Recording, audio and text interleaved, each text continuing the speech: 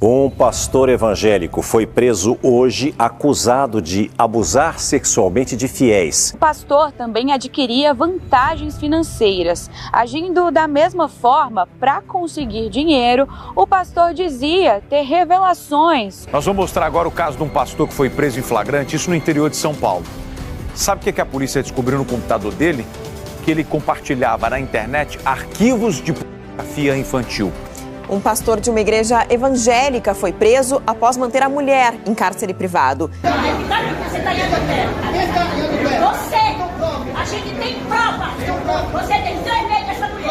A maioria da igreja sabe. Na autoridade da Igreja de Cristo, nós reconhecemos Lana Holder e Rosânia Rocha como apóstolas da cidade de refúgio.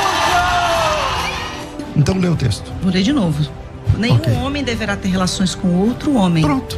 Tá, mas e aí? Aí, onde está o Moloque aí agora? Mas acabou de ser citado. Muitos aqueles que se dizem ser servos de Deus, muitos que dizem ser apóstolos, estão na verdade fazendo a vontade do diabo e não a vontade de Deus. Muitas das vezes as pessoas não querem ouvir a verdade e não querem receber o verdadeiro ensino de Jesus Cristo. Elas seguem falsas ideologias, criam para si doutores, pastores ou algo do tipo para satisfazer as suas próprias vontades, para que continuem na prática do erro, pois a verdade é que elas não querem abandonar os seus pecados. Muitos acham que vão entrar no reino do céu carregando seus pecados em uma bagagem, mas na verdade todas essas pessoas que cometem o mal serão lançadas no lago de fogo que arde com enxofre. Mas existe salvação para aquele que se arrepende, pois Jesus Cristo morreu na cruz por todos nós.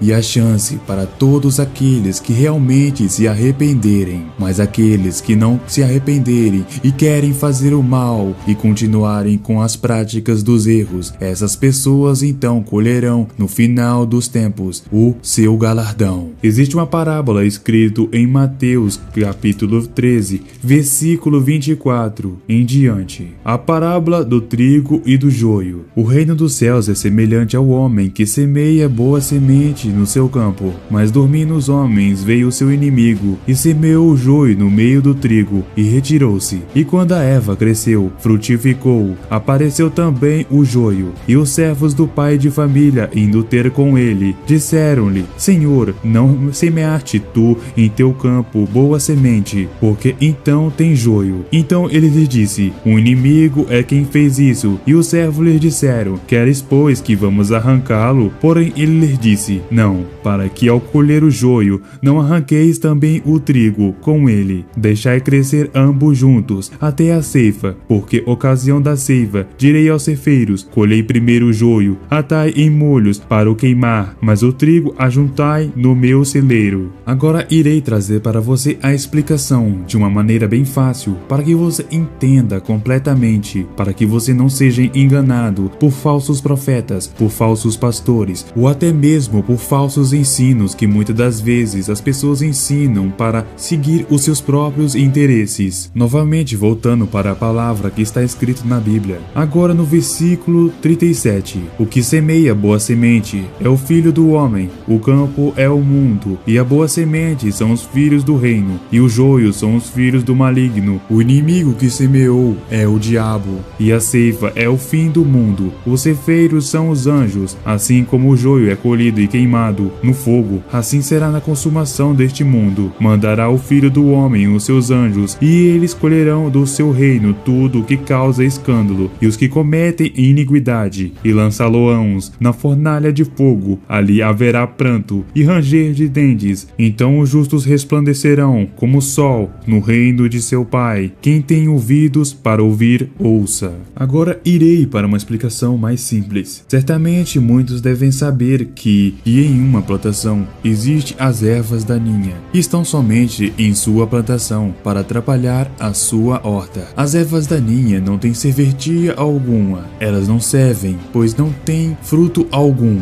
Assim então é o joio. Certamente alguns que já plantaram devem saber como são o joio. O joio é semelhante ao trigo, porém não é trigo. Ele não tem semente alguma, ele somente é uma casca, uma erva que não serve para nada. Assim como está escrito na palavra de Deus, essa erva então cresceu junto, e o Senhor daquela terra pediu para seus ceifeiros, os seus empregados, não arrancarem o joio, pois o trigo ainda estava crescendo. Pois para não danificar o trigo, o Senhor resolveu deixar crescer ambos juntos. Mas novamente continua nessa explicação: o que semeia boa semente é o Filho do Homem, que é Jesus Cristo, o nosso Salvador. O campo é o mundo, esse mundo inteiro. A boa semente são os filhos do reino, aquelas pessoas que fazem a vontade de Deus, que não querem fazer a sua vontade e são obedientes em tudo, e não são enganadores, nem mentirosos, e não desejam mal ao próximo, e sim amam aqueles que, mesmo fazendo mal, as pessoas que são filhos do reino, sabem que essas pessoas que estão cegas espiritualmente, sabem que elas estão sendo influenciadas pelo maligno e não por elas mesmas. Assim como Jesus Cristo planta a boa semente, o diabo também planta a sua semente, porém uma semente maligna,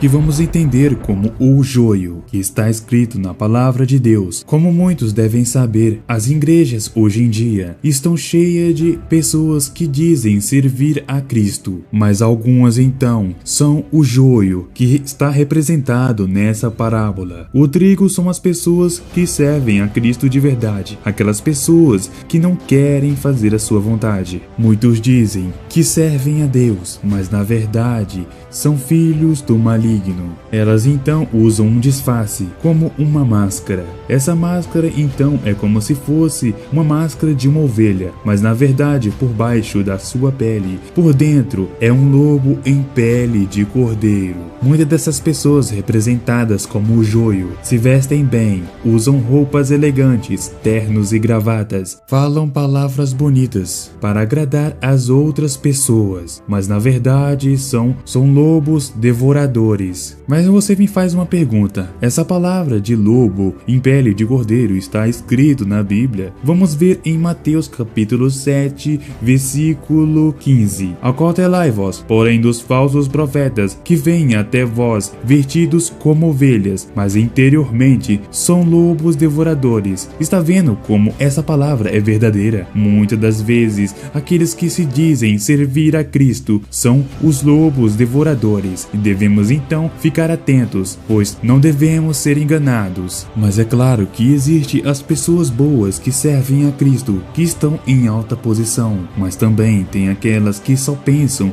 em seus próprios interesses. Por isso Cristo nos manda ficar alertas. Então vamos para a conclusão dessa mensagem, em uma palavra que está escrito em 1 Pedro capítulo 1, versículo 14 até o 19. Como filhinhos obedientes, não vos conformais com a concupiscência antes que havia em vossa ignorância, mas como é santo aquele que vos chamou, sede vós também santos em toda a vossa maneira de viver, porque escrito está: sede santos, porque eu sou santo. E se invocai por Pai aquele que sem acepção de pessoas julga segundo a obra de cada um, andai em temor durante o tempo da vossa peregrinação, sabendo que não foi a coisas corruptíveis como prata, ouro, que foste resgatado da vossa vã maneira de viver, que por tradição recebeste dos vossos pais, mas como o precioso sangue de Cristo, como de um cordeiro imaculado e incontaminado. O que devemos fazer é não nos conformarmos com as coisas erradas deste mundo. Se muitos estão fazendo coisas erradas, não devemos nos conformar, não devemos fazer as mesmas coisas que eles fazem, porque Jesus nos disse: porque eu sou santo, devemos fazer as coisas certas, como Cristo nos ordenou, pois Jesus Cristo escolheu a nós, mesmo sabendo das nossas diferenças, mesmo sabendo dos nossos erros, e nos perdoou de nossos pecados, e nos salvou, pois morreu em uma cruz e nos limpou de todo o nosso pecado. Então eu deixo essa mensagem para vocês, para para que vocês entendam completamente a verdadeira palavra de Deus. Se Deus falou com você nessa mensagem, ajude-me a espalhar a palavra de Deus. Compartilhe com seus amigos e familiares para que eles tenham a chance de conhecer Cristo Jesus, pois só Ele pode mudar a sua história.